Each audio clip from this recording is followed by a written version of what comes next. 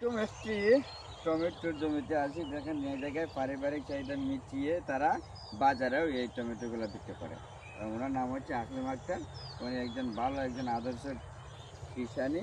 তারা পারিবারিক চাহিদা মেটানোর জন্য বিভিন্ন ধরনের শাকসবজি চাষ করে থাকেন। এখন খুব সুন্দরভাবে টমেটো ধরছে। আপা ভালো আছেন?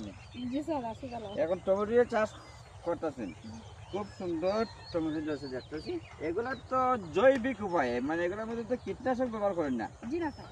এগুলোর মধ্যে কীটনাশক তারা ব্যবহার করে না, নিজের চাহিদা মিটিয়ে অতিরিক্তগুলো তারা বাজারে বিক্রি করে। যদিও ফলগুলো সুন্দর না, কিন্তু সুন্দর না হলেও কিন্তু এগুলোর মধ্যে ভিটামিন সমৃদ্ধ এবং এগুলা মানে শরীরের জন্য কোনো ক্ষতিকারক জিনিস না।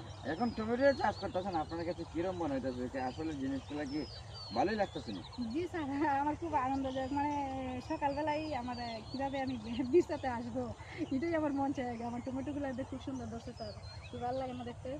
হ্যাঁ হ্যাঁ, খুব ভালো লাগে। এগুলা আমি কি অসুস্থ। বাজার থেকে গাছ কিনে আনছো নাকি বীজ দিয়া গাছ ফলাইছেন? জি না স্যার, পারিবারিক পুষ্টি বাগানের সাথে যে বীজ দেয় না স্যার, এই বীজগুলো দিয়ে স্যার রোপণ করছি। মানে বীজ আমরা ওনাকে পারিবারিক পুষ্টি বাগান দিয়েছিলাম উপজেলা কৃষি অফিসের পক্ষ থেকে। এই পারিবারিক পুষ্টি বাগান কিন্তু শেষ হয়ে গেছে, গত 2 বছর আগে দিয়েছিলাম। কিন্তু এইগুলা বীজগুলো রয়েছিল, এগুলো আবার নতুন করে শুকিয়ে উনি আবার চারা কইরা তারপরে কিন্তু এগুলা দেওয়া করছে। আরও টমেটো আছে, আরও বিভিন্ন ধরনের শাকসবজি আছে, মিষ্টি কুমড়াও আছে। যাই হোক, আপনারা এভাবে পারিবারিক চাহিদা মেটানোর জন্য শাকসবজি চাষ করবেন, চাষ করে নিজের চাহিদা মিটিয়ে অতিরিক্তগুলো বাজারে বিক্রি করবেন।